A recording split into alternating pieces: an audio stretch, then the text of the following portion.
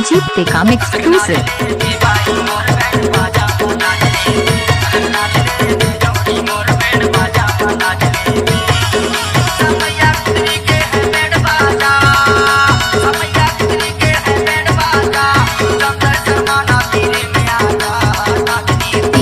अजीत ते काम exclusive.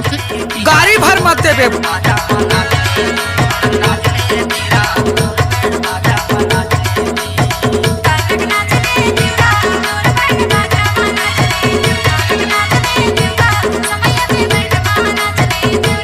DJ Ajit ते काम एक्सक्लूसिव।